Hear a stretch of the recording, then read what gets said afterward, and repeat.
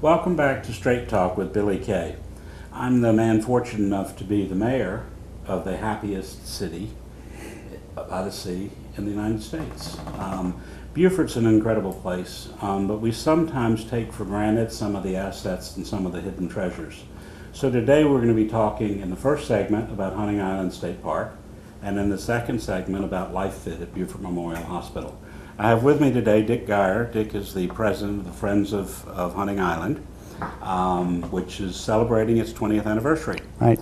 And it's going to celebrate, get your pencils and pens, with a grand opening of a museum, of a show at the Beaufort History Museum that's called Hunting Island Comes to Town. Dick, you want to tell us a little bit about the show? Right. We have a number of exhibits that we have displayed out at the park that we're bringing to the museum to expand our horizons, if you will, and bring Hunting Island to town. We'll have some lighthouse exhibits with the lighthouse keeper's uniform and what the lighthouse looked like, the history of the lighthouse, and a lot of nature exhibits. We'll have some loggerhead sea turtle skeletons, and we'll have a number of different stuffed animals that live in the park. And we'll bring a lot of the history, and it's a very, very rich history about a wonderful and exciting, unspoiled maritime forest, and of course the beach. Hunting Island, those who've been around here a long time know that when we were kids, almost every day our mothers packed us into the station wagons with picnics, and off we went to the beach. When we got a little older, we started sailing, and it was a little more difficult for her to get us to go to the beach.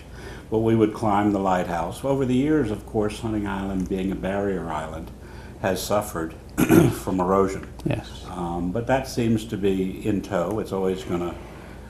What I think we forget, and many people who build by the ocean forget, is that barrier islands migrate. That's correct. And this island just happens to be migrating a little faster yes. than some of the others. Yes. But the lighthouse has been moved. Right. And I was out there a couple of weeks ago, and the place is in good shape. It's in good shape because in 2007, the Corps of Engineers put 6 groins out there. And the groins are a perpendicular structure to the beach that trap the sand as the currents bring sand up onto the beach. And where the groins are, they're working. And that's why the beach is as long or as wide as it is in front of the lighthouse. Unfortunately, where they didn't put the groins, the erosion is going even faster. Now, the Corps of Engineers said that the last beach renourishment, which was in 2006, would last for about 9 years. And of course now we're coming up on that. And we are starting to talk to our legislators about another renourishment project.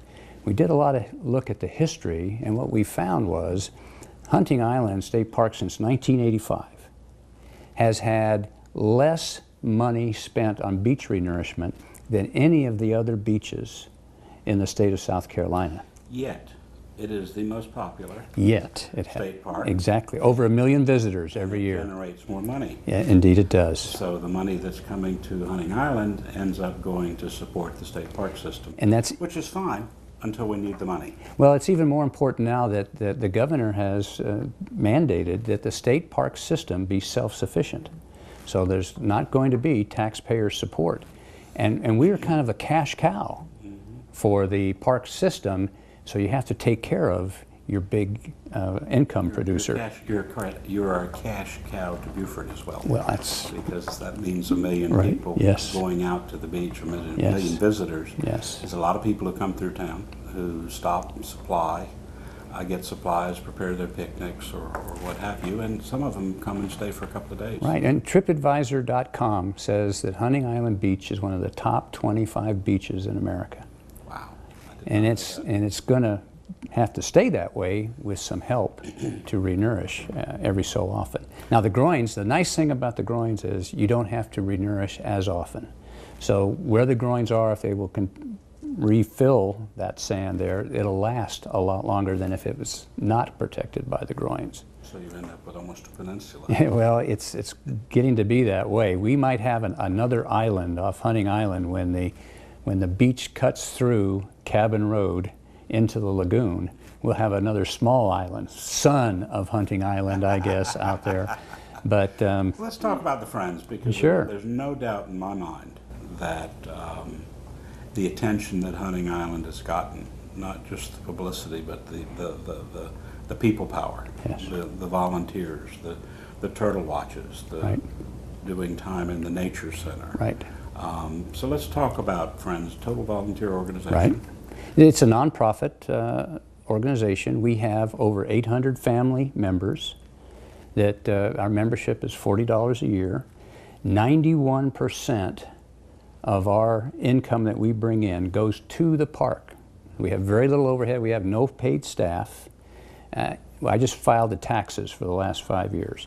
And over the last 5 years, the Friends of Hunting Island have contributed over $400,000 to Hunting Island State Park. We have wonderful volunteers. We have docents. We had turtle. I was on the beach this morning on our turtle patrol. We had a loggerhead turtle on the beach laying eggs. Got lots of pictures and watched her lay and then go back into the ocean. We take a DNA sample of each nest. We protect them from the raccoons and other predators. We watch them hatch. We inventory nests afterwards. People that come out there, we have over 100 people, 100 volunteers that come out there over the week, every day, at 6 a.m. in the morning. And oh, by the way, people can come out and join us. You're always welcome. Come to the visitor center at 6 a.m. and a day leader will take you out, and hopefully you'll see something like we saw today. Of course, they patrol at night too because of lights, right? Well, we don't. The park staff does to keep the lights off the beach, and that's primarily around the campground because the park itself is closed in the evening. Only the campground beach is really accessible to the public. But yes, it is patrolled, and we are very interested in keeping the lights down because the hatchlings will move to the lightest area that they see when they come out of the nest, and if that's a porch light, that's where they'll go, and they'll become stranded and not make it to the ocean where they're supposed to go. I think the Friends showed a film on the turtles and their migration. Yes. At the Center for the Arts yes. at USCB, and yes. it's fascinating. Yes, it is. A chance to see that film, to look at what these right. these turtles go right. through. Right. The life right. cycle right. of them is credible. Right. $400,000 is a lot of money. It is. And I hope that sends a signal to budget makers that not that we're asking for more, but we retain more of what we get to save what is this treasure that in my 65 years is a long memory, and right. it should be for the next 100 years. Right. If one wants to get in touch with the Friends, how do they get in touch with you? The best way to do it is on our website. It's just friendsofhuntingisland.org. And that's the best way, and somebody will contact you. You can apply for membership online, and we send you a decal, and that decal goes on the inside of your car window, and it allows you free access to Hunting Island State Park. So it's a good deal for families. You can also buy vanity plates. Absolutely.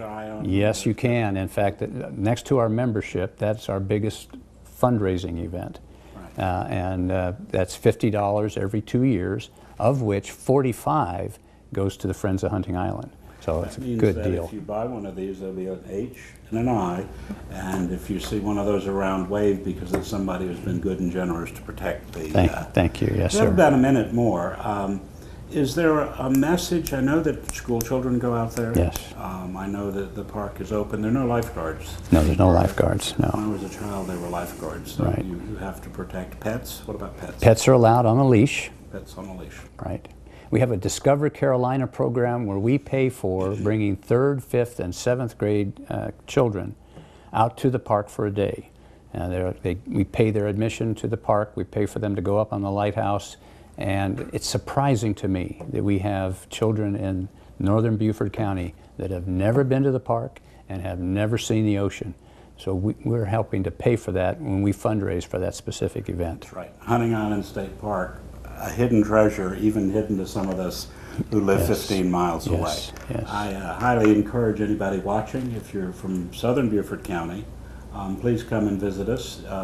Join Friends of Hunting Island State Park. I think I'm a member. I get emails about lots of activities, not the least of which is that iceberg, The Pelican Plunge. the Pelican Plunge. So Right. on New Year's Day, everybody goes swimming in the cold water. Right. Thank you for joining us. We'll be back in a few minutes.